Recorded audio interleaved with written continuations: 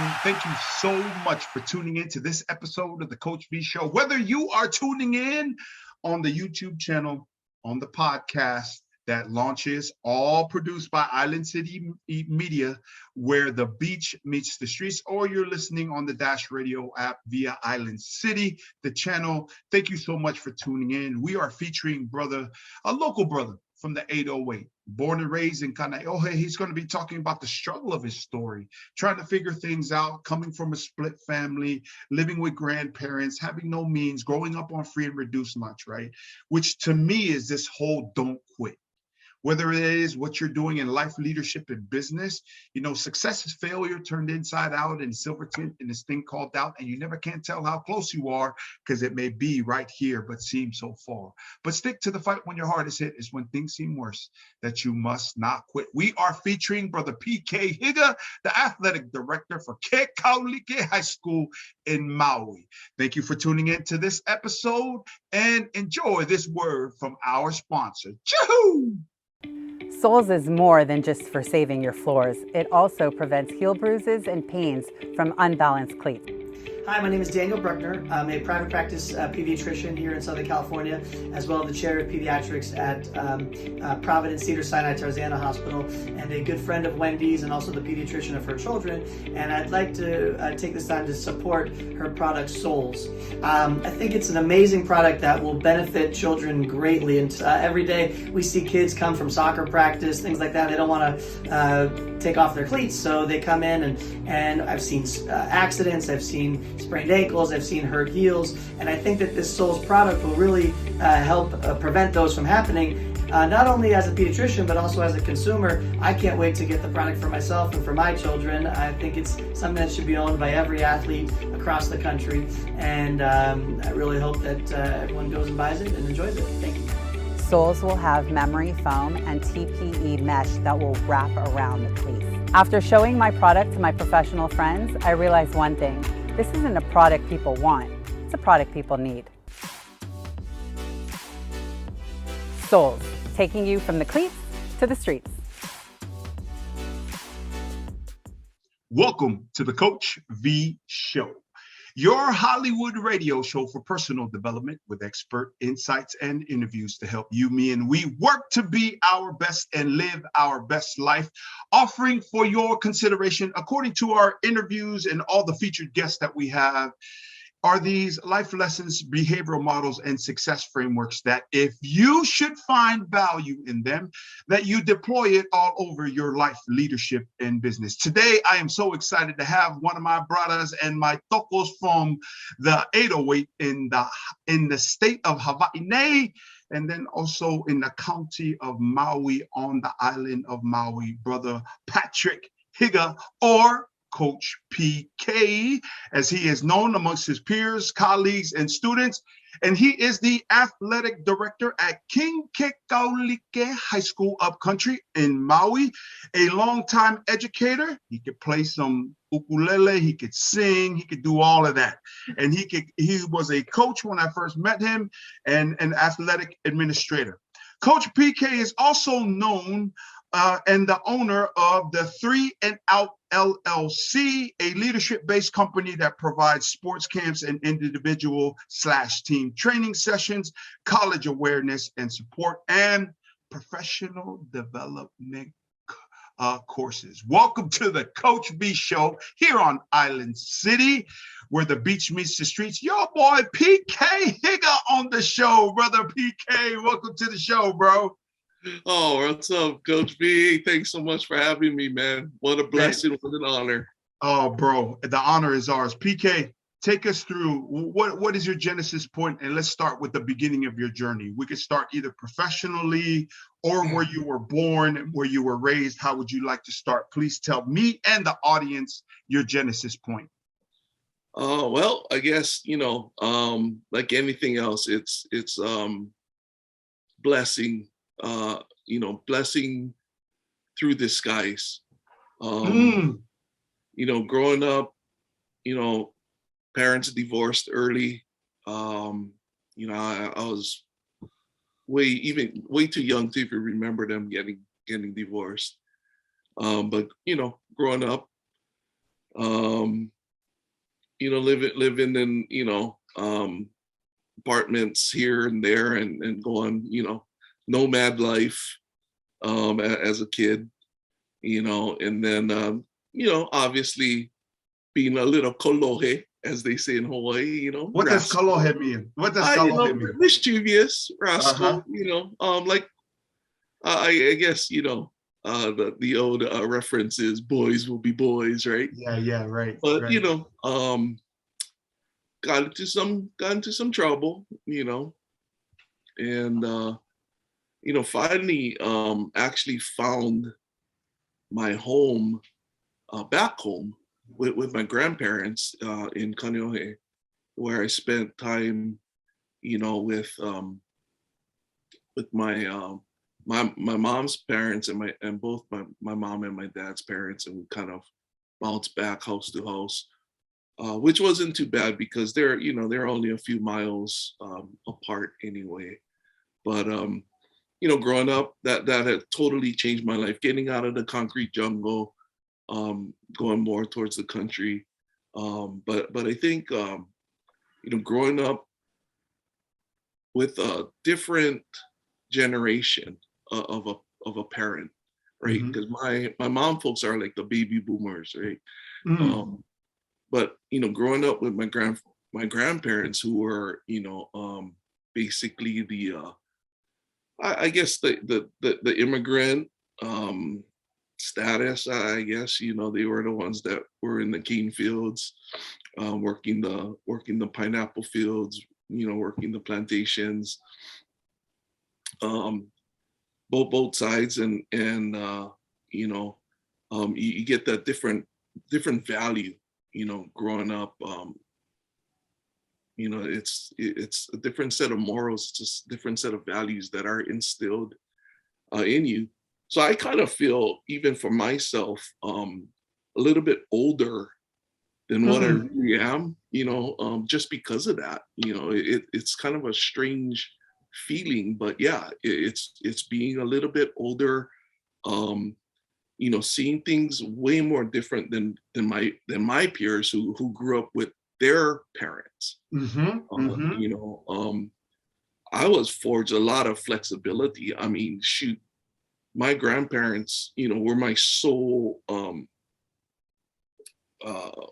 figureheads or whatever. And 8 o'clock, man, lights out, they're done, and as a teenager, 12-year-old, 13-year-old kid, it's like 8 o'clock, I'm out. My grandparents are done. Sneak the bike out and riding around the neighborhood, causing havoc, whatever, doing whatever you want to do, and just making sure that you don't get in trouble. You don't get in trouble. Hopefully somebody doesn't wake up and find you missing. But yeah, it was, but I think because of that, because of having no leash,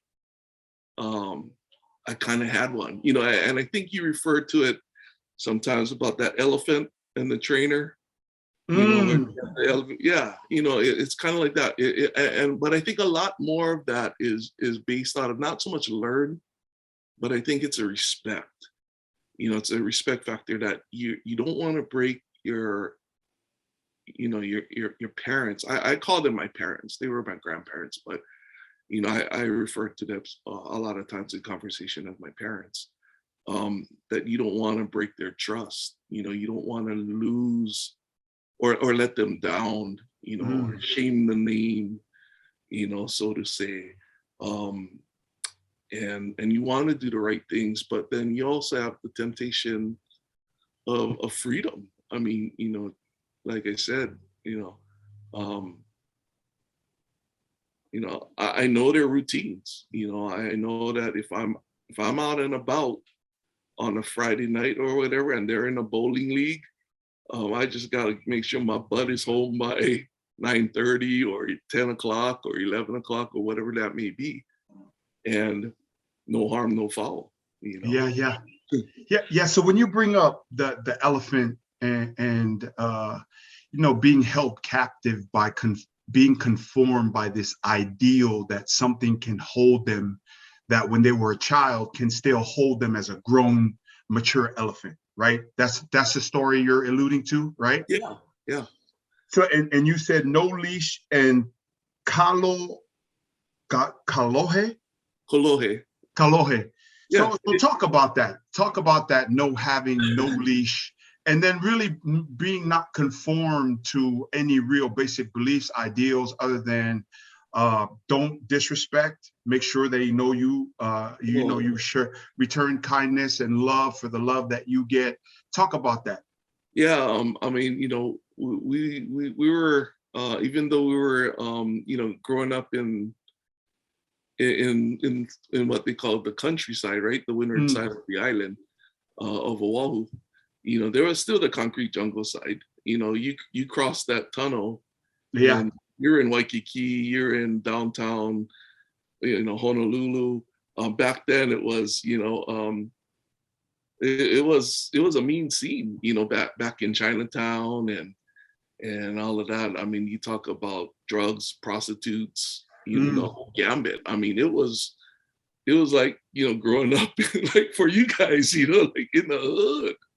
I mean, yeah, we're talking early 90s. This was actually this is like late 80s, early 90s, 70s. Yeah. This is 70s. Okay. This is like early 80s, late 70s, early 80s. I think I like I said, I was lucky enough to kind of, I guess lucky enough is the right word to use, be able to experience so many different things at way younger ages than most people do. I mean, first sip of beer was probably 7 years old or something. 7. I mean, it's not like I'm tanking the whole thing. Yeah. But you took a taste. Yeah, I mean, family get-togethers, and you kind of sneak over. It's like, Yeah, my uncles did that to me to freaking slow my ass down so I could go to sleep at 5. Exactly. It was just a tablespoon. But that's what it was. Right. It was. Nowadays, at least there's a they found the term. It's ADHD or whatever. Yeah. It is. When we were there, it was hyperactivity. I think that's what they called it, and it was just like, how the heck did we slow this kid down? Giving him pills and this Ritalin stuff ain't working. Yeah. We gotta slow this guy's butt down, and and then that's where athletics was introduced, right? Not just to get you off the street, but growing up, like I said, you having that no leash, we're a bus ride away from being in downtown Honolulu, and late at night we're throwing eggs at the hookers and prostitutes, and some of them were not female, but they were dressed like them, and Yeah. we would chase our asses down, and we would just hope and pray and we don't get caught, because we get a beating. Yeah. So you're talking downtown Honolulu, White's area, right? Downtown Honolulu. I mean, right in that business area, Bishop Street, Fort Street. Yeah. It's interesting. They got a nice, beautiful mall over there, but that was all, Hotel Street. Those were all prostitutes and drug related deals, and the whole gambit of right. So what did you learn, PK? What did you learn? And then let's shout out your elementary school. So elementary school, junior high, middle school, what were those? And what did you learn? And what are the life lessons from that freedom, no leash? Well, I think, in elementary is kind of interesting, because it was basically, literally right up the road. What elementary school? So I went to Kaneohe Elementary. Kaneohe Elementary. Okay. Shout out Kaneohe Elementary. Kaneohe Elementary. Yep. Menahunis. And but what is interesting, and I don't know, this could just be me, but for myself, I mean, I pretty much remember every single teacher that I had. you know, and I don't know if that was influential or whatever it was, but even principals and stuff. Well, you know, we knew the principal really well. We also knew the custodians really well. Back then, it was, you know, you did a lot of time with custodians if you weren't in class. Yeah.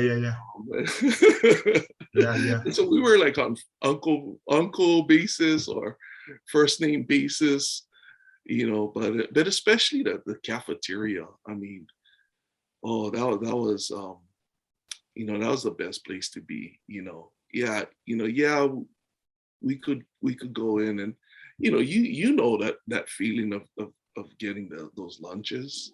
Yeah. And some of the stigma that comes from it, you know, you don't want, you know, because you're an athlete or you whatever, and people associate you differently, you know, they don't realize that you don't got money. You know, so you're saying the stigma of getting free lunch. Yeah, free lunch or reduced or, you know, whatever it may be. I mean, you know, it's always interesting because people look up to you and people see you in different lights. And, you know, at no point did they realize that I was living with my grandparents on a fixed income. Right. Both of them were retired from the county and state. You know, my grandmother actually came out of retirement and worked part-time at the elementary school. I don't know if it was because she really wanted to, or if it was just because she was tired of getting the phone calls and having to come to the school anyway because of me. So, so the no leash, what are the life lessons that from having no leash? What are those life lessons? Well, I mean, obviously, you know, you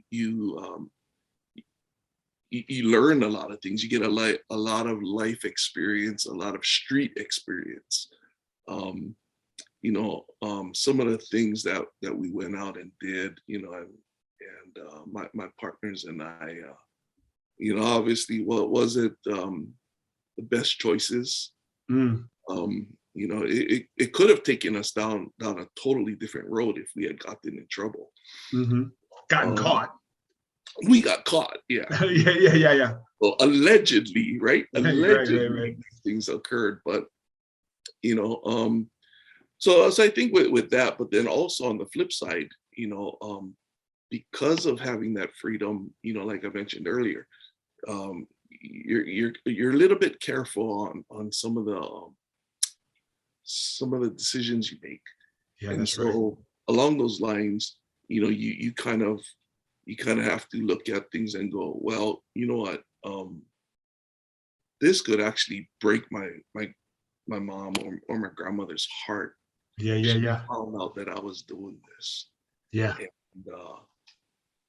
you know, makes you kind of rethink for a split second or so whether or not you're going to choose to do it. So most of the times, you know, the things that we did, you know, it was the decision was based on, was it worth the beating that we would get, right? Was it worth the lickings? If we get caught, is it worth it? You know, the disciplinary actions we're gonna succumb to. Not so much, you know, at that, I guess at that point, I didn't feel that, you know, that would have really, it would have disappointed my mama. No, you know, there's no question about that. But I don't think it would have been to a point where she would have been like, you know, get out of here, kid. You know, you don't deserve to be in this household, or you don't deserve this love. You know, Right.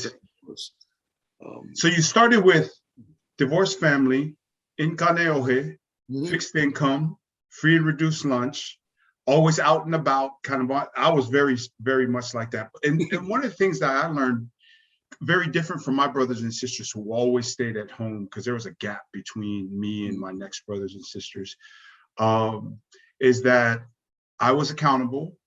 It made me more aware. You knew where the gang stuff was. You knew where the hustlers were. You knew where the prostitutes were. Like, because I was out and about at 9 years old until the lights turned on, the city lights, and then I'm like, oh sheesh, I better get home, right? It just made me more aware and become very selective. Like, if I go here and it goes wrong, it's not going to be good. So I just went home, right? I knew that if I'm not around the house and I get hungry and I got no money, I'm going to be hungry until I came home, right? It made me more aware and mature, older, mature a lot quicker, right? But then where did you go to junior high school? Explain some of that. And then when did you start figuring things out? Because this is so contrast, because I've always known you as a family guy. I met your family, I met your wife, right? And you have a solid home unit, right?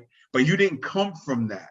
And I'm such a fan of yours for so many different reasons, because of your character, what you believe in, that you believe there has to be a process, there has to be a design. We can't leave things up to chance, right? There's process that's involved. But it's so interesting because I never knew that you started like this, right? Because you're married, got awesome kids. I met your kids. Your kids are freaking awesome, right? Your wife is awesome, good people, right? And then so now explain, and that's great, because I always knew you were a person of character, but now also to really figure out what forged that character and why you make choices, why you do stuff for kids for free and stuff like I do, right? So talk about your junior high and then some of the life lessons that got you there before we get to athletics and then college and then where you are now, PK. Well, yeah, it's kind of interesting. So after elementary school, our intermediate school was, I don't really know how big, right? It's urban myth sometimes, but how big these these images or reputations of the schools really are. Right. And it was at that point that my mom actually looked at it and went, if you go there, you'll be back at square one.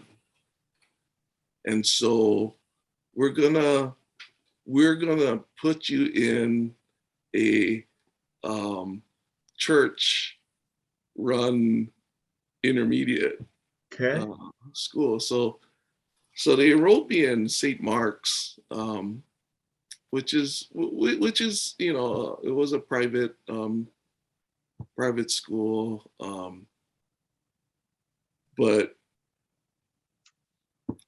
all it was geography, right? You can take the kid out of the hood, but you can't take the hood out of the kid. So it's just geography. It's like now it's like taking a gang member, right? And now putting him into a place where he's now gonna be almost in a position to be a gang leader of a new gang, because all these guys are like, and because it's such a small community, there were a lot of guys that I knew already that I didn't know that was attending that school or were going to attend it. And so when I got there, I was kind of, already had that chip on my shoulder. I'm like, first guy act up, we go and, set the tone right, because you coming from elementary where you kind of, you kind of ran with the popular group and whatever. And my best friend was, in elementary, who's still, my best friend now, he has a fuse of like that, And it was funny because that's how we all met, in the schoolyard and started hanging out. It was like, oh, you like do Bruce Lee action, and you start whacking each other and kicking each other and punching each other. And next thing you know, you're mimicking a fight, and the teachers are coming out and they're all worried and concerned, and bell rings and now, you're all hands around the shoulders and you're all walking back to class. And so my parents thought, okay, let's put him in here. So wrong, right? Went there, was total rebellious, hated it, didn't want to be there, so I did anything and everything that I could possibly to hopefully get kicked out. One, I mean, there were times where my buddies would cut out of King intermediate, and they'd walk over, and the school was situated kind of like right off the main highway, and there was a private road that came down right next to the school, and there were houses and things like that. So they would pop up, and they'd be like, hey, and I see them, and I'm like, oh, can I go to the bathroom? May I use the restroom? Oh yes, please go. And that was it. I'm like out, left, right, out, over the fence, jump, we're gone. And never to return. But for some reason, and I guess maybe it's the church philosophy. It's forgiveness. Mm-hmm. But I was forgiven for a good 2 years, man. Okay. Finally, and then from there to high school, what was high school like? High school was pretty interesting for me. Because of going to St. Mark. I wasn't in Gen Pop, right, at King. So it was almost like, even though I grew up in the community and was already a part of, rooted, I mean, my family, both my families, both sides of the family were from there.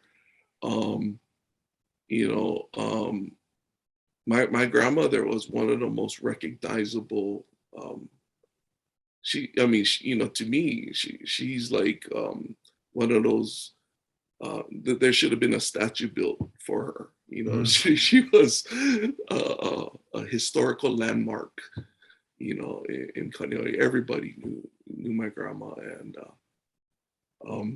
but yeah. So transferring over to high school is interesting because I started. Was it King High School? Did you say?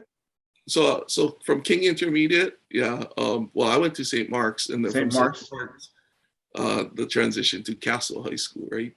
Castle High School. Castle High School. Yeah. And that was kind of interesting because I would come on. I wanted to get free up some stuff. I didn't know. It was more my friends were like, dude, are you taking summer school? And I'm like, well, why would I want to do that? And they're like, well, if you're going to play sports, right, you should get rid of some of the stuff you got to take during high school so that, you don't have to worry about it during the school year. So I was like, okay, cool. So I ended up taking, I think it was like PE or something like that over the summer, which is, playing, right? But then, you end up, for some reason, whatever, setting the tone, right? Getting kicked out of a class. I remember getting kicked out of tennis, the tennis thing, because the instructor was pissed off at us for hitting the balls out of the tennis court area and into the highway and things like that. Just not listening to them. Doing our own thing. But it was one of those things. So it was kind of like interesting because, like I said, I was rooted in the community, playing sports and everything. And I had all of these friends that went to King. I mean, all my buddies were there. But so here's the interesting thing, Bill. In our community, there's like, I want to say, just in Kaneohe, there's like maybe 6 or 7 elementary schools that feed into this one middle school, right, or intermediate school, and then from there it filters into Castle, where we also share a zip code with another community, which is kind of interesting because it's so widespread that they actually should have had or could have had their own zip code, but right. They didn't. So Kaneohe kind of extended all the way, through Kahalu, the Kahalu area, heading towards the North Shore, towards Kahuku.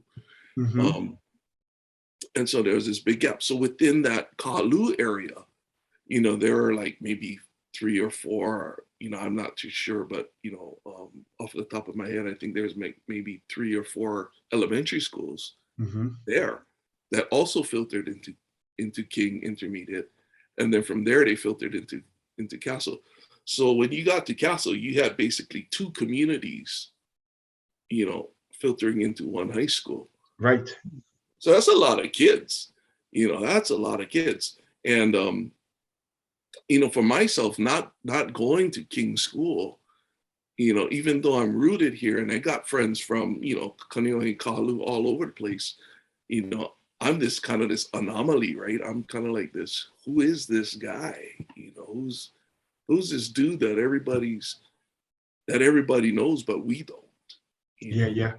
kind of thing. And it was just because of athletics, but, yeah, so that was kind of interesting. But then, when you got together there, I think that's kind of when things started kind of taking off for me. Taking off meaning what? Did you start to get more disciplined, stop messing around?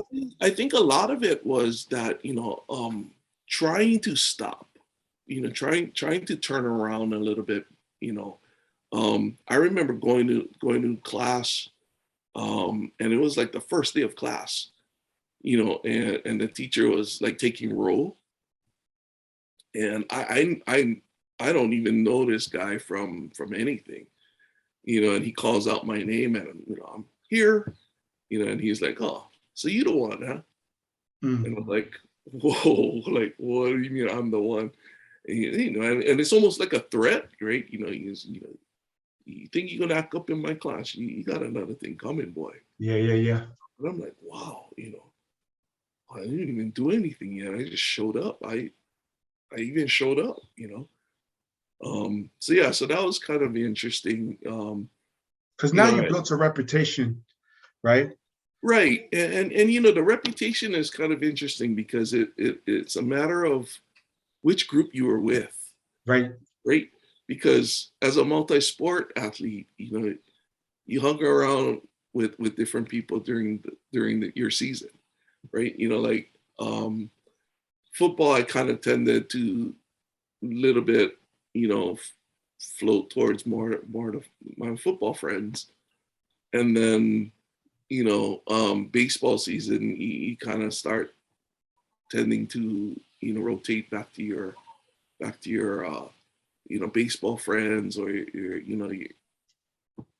other friends who doesn't, maybe they don't play sports and things like that. So you got all of these different cats, and they've got all of these different things, and we grew up, and again, it's a matter of what you're into at that time, right? Like for myself, with some of my baseball guys and some of the guys that just didn't do a whole lot of things that like football, they weren't interested in football, playing football, whatnot. They were like the guys that we would go like to concerts with, or play music with, rock out 80s metal stuff, and things like that, and so it was just a matter of who you hung out with at that time. And I was blessed to have such a diverse group of cats that I was able to hang out with, and to this day, all my brothers, I mean, they're still there. If you make a call, man, they're there, and it's reciprocal. Yeah. And how did that reputation follow you, negatively or positively? So you're talking about some of the past decisions that you made impacting how that teacher called you out, right? On the first day, for no reason, but just because your reputation. So what's the life lesson you learned from that? Like you just said, the people you're around. I think a lot of it, I mean, and I don't know how true it is. We pondered this before. There were like 3 or 4 of us who we would never, ever be in the same class together. for whatever reason. But they were like, because I guess if you put 4 of us together, it's game over, right? That teacher is gonna, it's like, see ya, you know. Some people have even, some of my classmates have even, you know, mentioned to us that, you know, we were the reason why a couple of teachers retired, you know, mid-year, you know. But it wasn't, like I said, it wasn't disrespectful, you know. We were just rambunctious, you know. We were the guys in, you know, we thought we were the class clowns at times, I guess, you know. We thought what we were doing was funny. I guess some of the guys didn't. And you know, when I think back, you know, it's interesting because, you know, being the guy that I was, you know, and you know, always trying to be the class clown and trying to be, you know, this and that. I always remember, like, when I think back now, I'm like, oh, there's a lot of like the smarter guys in that class, you know, and I don't know if I belonged there, you know, but I guess they did. You know, the teachers felt that I was, you know, capable. I just didn't have that belief in me, you know, because that was never instilled. You know, it was never instilled that, you know, education is the top priority. You know, my grandparents always told me, you know, and they want me to go to school and get better and whatnot. But, you know, I thought, shoot, if I live to see graduation, I'll probably end up going maybe the military or just finding a job. I didn't think, you know, college or anything was even in the cards. And I remember some of the counselors even telling me that, you know, like, why you waste your time and your money? You know, you're not gonna, you know, afford, one, you can't afford it, and two, you're not gonna be anybody anyway. You know? So what did you do? What sports did you play in high school, and where did you go after? So in high school, I played football and baseball. Mm-hmm. And you know, it was kind of funny because, you know, for me, realistically, in regards to college and trying to get recruited or even just to go and play, you know, it made more sense to go the baseball route, Right. because, you know, my one of my biggest dreams was to play for Bo Schembechler at Michigan, right? Put on that maize and blue and that winged helmet, and run out of the stadium at the big house in front of 120,000 people. But the reality is, you know, there's no need for a 5'10", 155-pound cornerback who, you know, who runs a 4.2, 4.3 40, because dime a dozen. You know, they got cats that are doing that at 6'2", you know. And so, you know, the reality of it is that, you know, really, you know, I'll be lucky if I make it and I'm able to do the things that I was able to do, you know, because realistically, you know, the blessing for me growing up was just the fact that I was just a little bit better, you know, a little bit. I was born and blessed with speed. And that was it. Yeah, because the numbers you're talking about for the 40, that's blazing speed, right? Well, yeah, I mean, you know, back then, you know, because everything back then was all hand timed, right? And we only ran mostly on grass or cinder, you know. So if we were running, you know, 4.5s, you know, and stuff like that on grass, you know,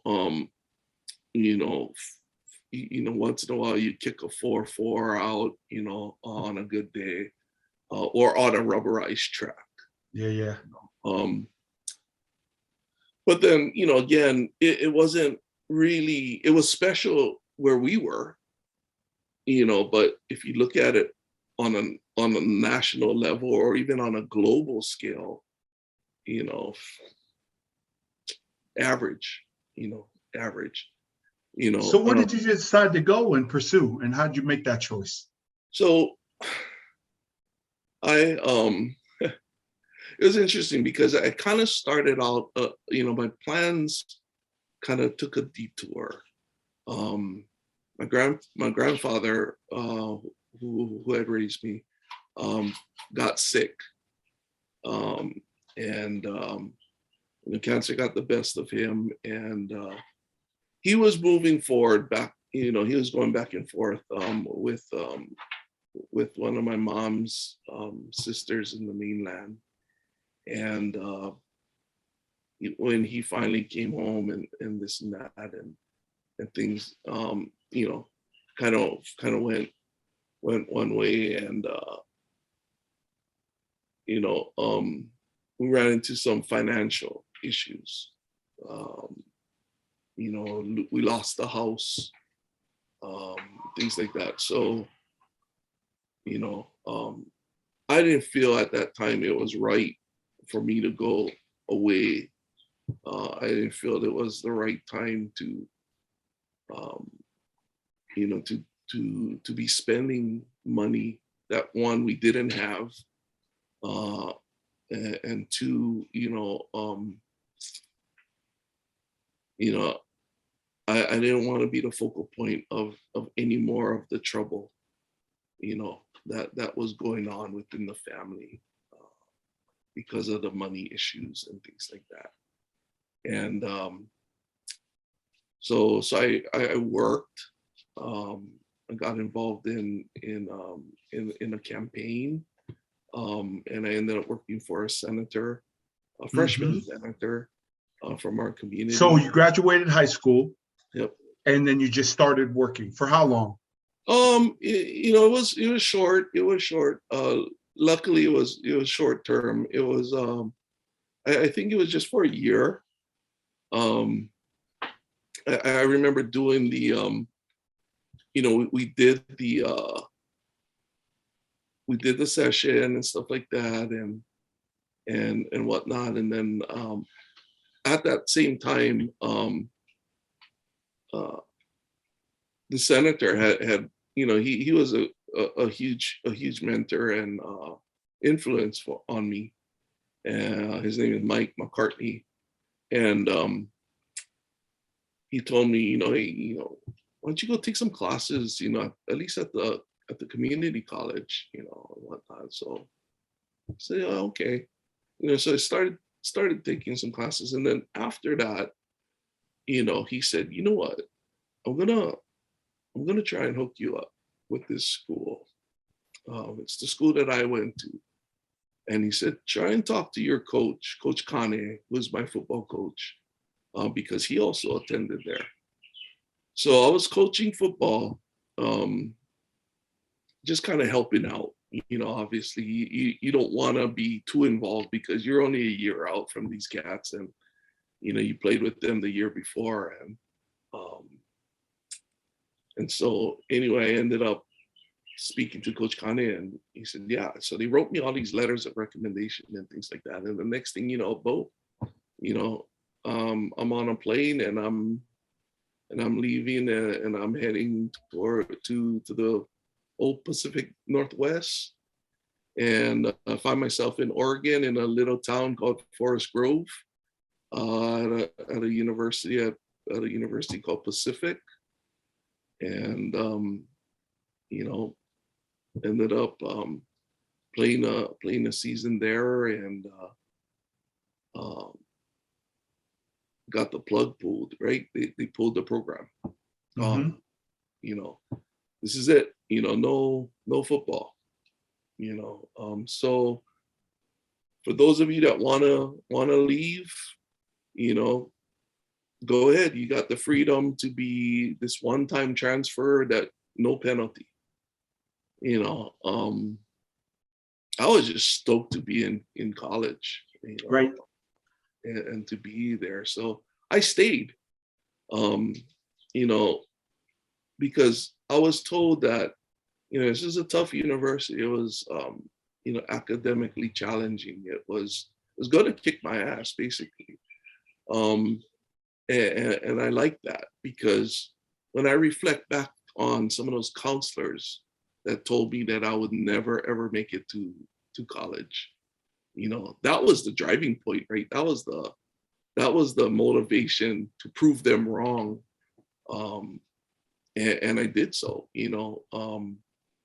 and anytime anybody ever tells you can't do that, oh man, that just burns the fuel to prove them wrong. Right. Right. And then so how long did it take you? We only got about 2 minutes, and then we got to get into the next segment of the show. So what did you learn from that, and then fast track us to where you are now? So I think, staying the course, obviously, and part of it was really funny, because when I turned in my first English paper, there were markings all over the damn creation, and I thought my grade was a C. I didn't read it right, because it actually said "see me," and professor wanted to see me, and I walked into her office, and she said, I totally understand. I get it. As a PE major, right? As a physical education major, and an athlete, coming from Hawaii, folks speak a different language. You have this pidgin English. I get it. Your writing skills aren't as good as it should be, but don't worry about it, because it's not your major. And then I looked at her and I said, wait a minute, I want to major in English. That was my goal. And the look on her face was priceless, right? Like, it's like telling somebody, being 5'4" and telling the general manager of an NBA club that you're going to be their franchise player, right? Like, get the hell out of here. And she said, no, there's no way you're going to be able to pull that off. And I told her, well, not only am I going to do that, but on graduation day, after I receive my diploma, you're going to be the first instructor that I meet on that stage. And lo and behold, it happened. Nice. And I struggled through it, but I think that was the goal. That was the mission, and you stick to the process. And I think that was the learning point. That was the thing that kind of made me believe that, if you really want it, you can go get it. That's right. That's right. And then so you graduated from there. Fast track us. Okay. You graduated from there, then you marriage, kids, professional career. Fast track us through that, PK. Yeah. So come home, not by choice. Again, choices, right?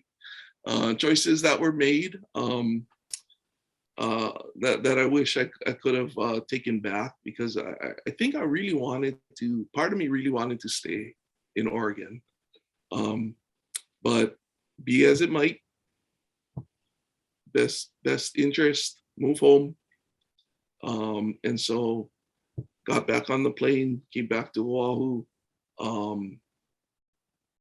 right, like any other college student who's in debt.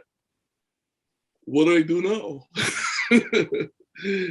So started working. In fact, it was so ironic, because as a teacher, that first year there were no jobs, zero. Governor created a nice incentive package for early retirement the following year, and lots of openings. And I don't think we've ever recovered from that. And this is like back in 1994. And so, so move home, doing the grind, all of that. End up getting married, having kids, opportunity. When my son was almost 1 year old, opportunity to come here to Maui, I said, yeah, I'll go up there 1 year, give it a year, and I'll be back on Oahu. What year was that? That was 97. 97. You've been there ever since? Yeah. It's one of those things, right? Yeah. It's like, yeah, I'll be here for one season, 1 year. We'll get this varsity football program going, because the school where I'm at now, and we were brand new. They were still building the campus. Yeah. And the sophomores were now going to be juniors, and no seniors, and wanted to get into varsity. And lo and behold, it's like, okay, I'll give it a shot. We'll get this program going, and then I'll be back on Oahu. No worries. And yeah, ever since then, and still here on Maui. Nice. How many years you and your wife been married now? Oh shoot. I thought the hot seat stuff was later. I'll help you. Tell me what year you got married. Oh no, now you've been making me more hot. It's shucks. I think we got married in 95. 95. And then so 95 to now. And then how many kids? So two kids. One boy, one girl, yeah? Yeah, my son is the oldest. He's 26, I think. And my daughter, my baby, she just graduated from high school this past. And was she at Kekaulike too? No, she was across the street. Both of them were at Kamehameha. Kamehameha schools. Yeah. Right across the way. So in that journey of you growing up, split families, raised by your grandparents, growing up as this just like, really boisterous and full of energy kid in Kaneohe, going to a private school, intermediate, ending up at Castle High School, then going to University of Pacific in Oregon, coming home, getting into football, teaching, moving from Oahu over to Maui, right? And then getting married, having kids, all that. Like, what would be your life lesson to the world, and what would your message to the world be? Take a minute, PK.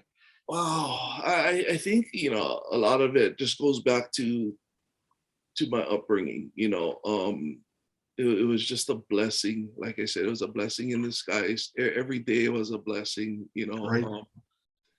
And having that, I think we talked about this before. It's really having an attitude of gratitude. I think COVID has really shown us the door again to that, where in that brief instance, everything that you knew that was normal and whatnot, or whatever, if you felt you were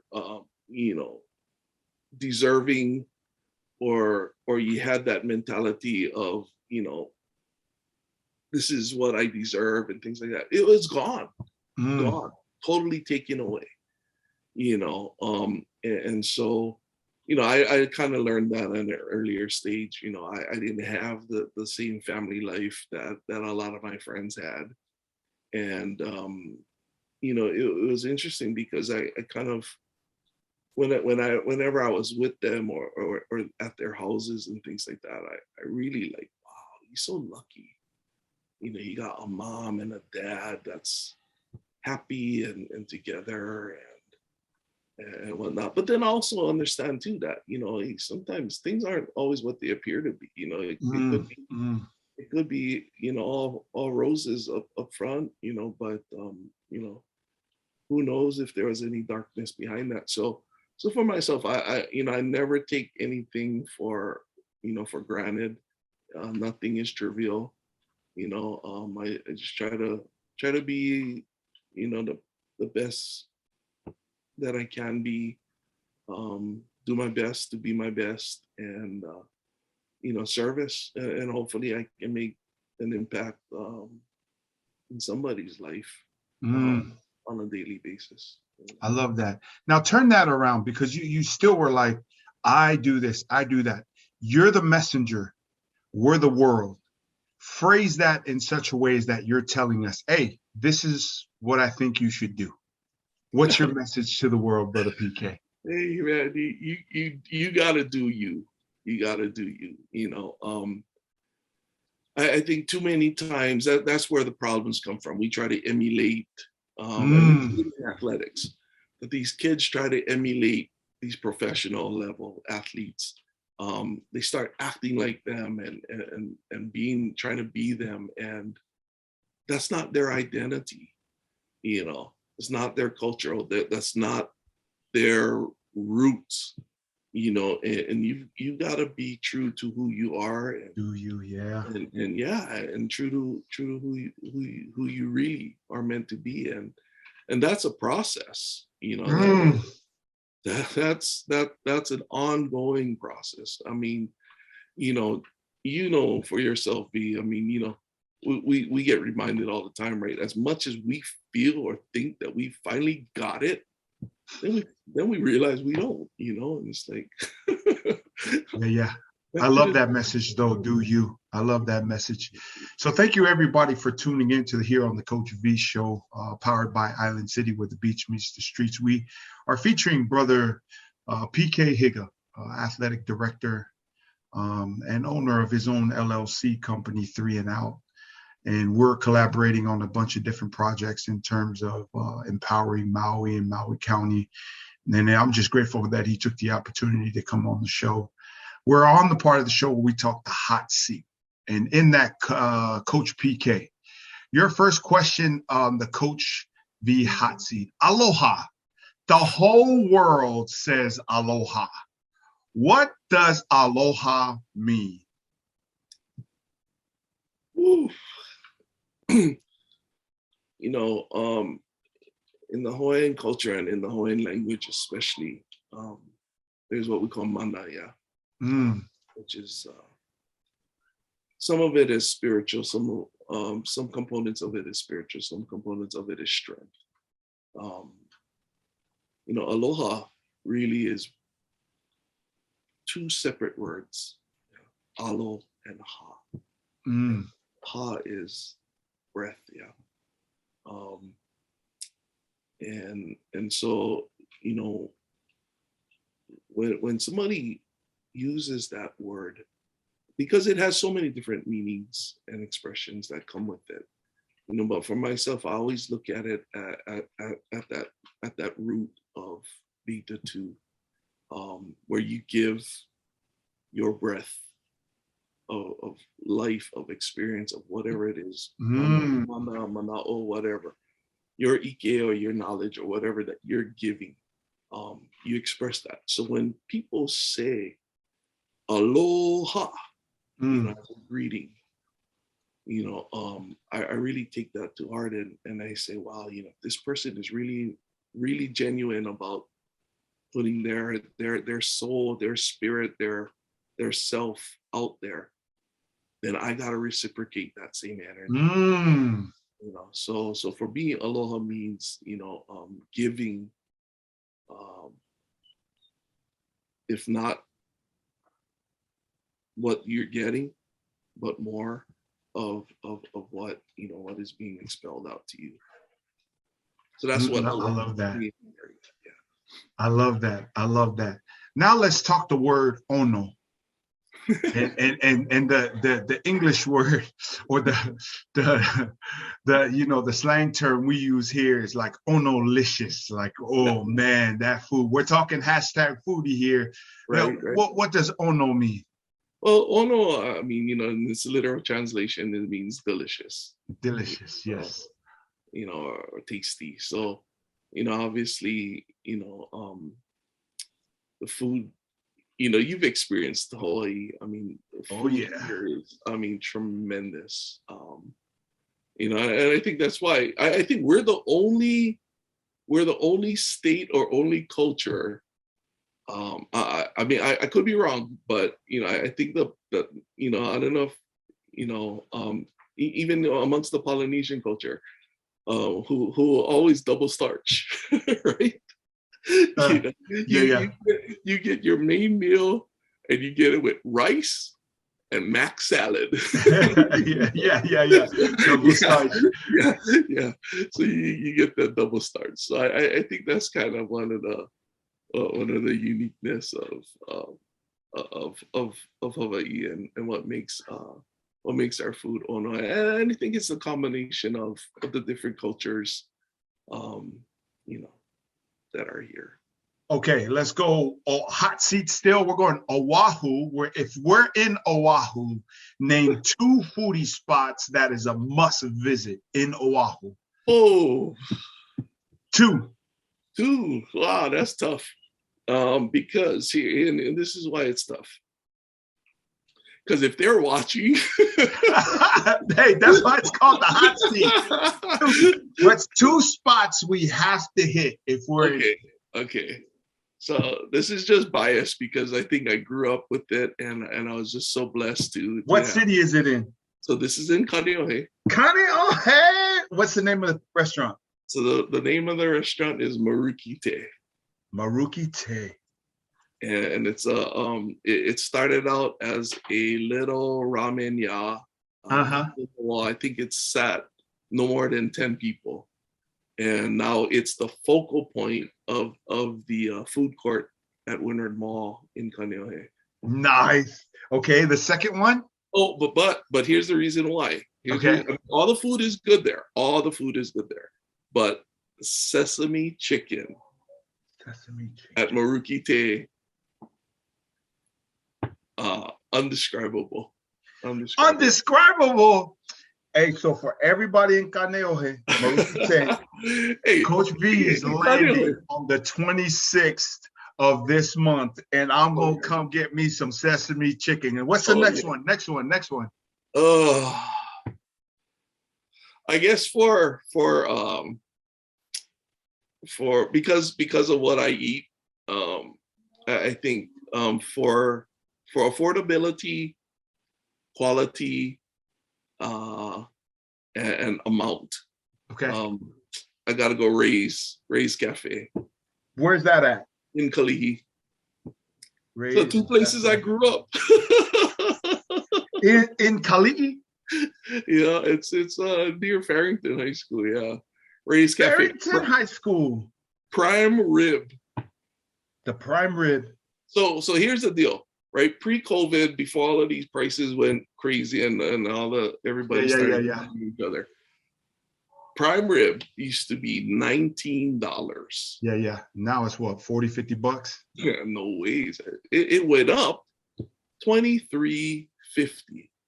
No way, that's it? Way, dude. And you can get it for like 30, I think it's 37 something dollars with king crab legs on certain days. No, that's phenomenal. I just came back from Vegas. Shout out to the Dunkin' Donuts family. Dunkin'. I was in Las Vegas and I got a chance to go to my best friend Korean barbecue inside of the Park MGM. Now these dishes, kimchi fried rice, and what's the kind of steak? Not prime rib, but ribeye plate. The ribeye plate was 80 plus, right? Stir fried, comes sizzling. Man, it was just delicious, right? But it costs in Vegas, right? So $23 for a dish, man. When you walk out of Vegas, it's good anywhere, right? So that's awesome. And PK, thanks for coming on the Coach V Hot Seat. Take 30 seconds, and thanks for coming on the Coach V Show. Take 30 seconds and do a final, and we're out. Oh man, just if you need assistance, or whatever, you look in.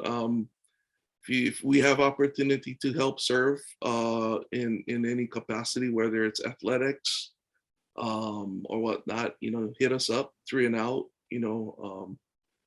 We've never charged kids at any of our camps, and we hope to continue to do that. But yeah, it's all about servicing the kids and getting better. So if there's anything that we can do for people out there, we'd love to. We'd love to. Good. Can people get a hold of you through the 3 and Out Instagram or Facebook? How do we do that? Yeah, our social media stuff has kind of been up and down. So we're in reconstruction. We'll probably have it up and going. Probably by tonight. So tonight is good. Yeah, we're gonna be reaching out. I mean, it's a Monday night. Come on, man. Yeah. And then let's go shout outs. Who do you want to shout out here on the Coach V Show? Man, all my boys for taking care of me, always being there for me, the family, and for everybody who either believed in me or never believed in me, thank you from the bottom of my heart, because you folks were the driving vehicle for me to be where I am. And whether you believed in me or not, you provided some form of motivation, whether it was positive or negative. And thank you. Yes, thank you, Brother PK Higa, for coming on the Coach V Show, your personal development radio show from Hollywood, California's Dash Radio Studios, powered by Island City, where the beach meets the streets. We're so grateful to have you on the show, and we look forward to doing future shows with you and 3 and Out. Much aloha and one love to all the folks there in Maui. And my boy Nelson Johnson out there in Maui, and then all the fam over there at Kekaulike High School, all the coaches that I have been and crossed paths with as well. One love and mad respects to all of you. Thank you so much for coming on and tuning into this episode of the Coach V Show, where iron sharpens iron. Together we rise. And for PK and I, the only reason why we come on here is not just for the sake of our success, right? But for the sake of you being your best. In doing so, you realize the best of your abilities, and that everything and anything that you dream, work, and pray for can be achieved. This is how your boy PK and your boy Coach V lives, all about faith and family, grateful for God's amazing grace. Until next Mana Motivation Monday, one love and respects to you all. Until next time, aloha. Peace.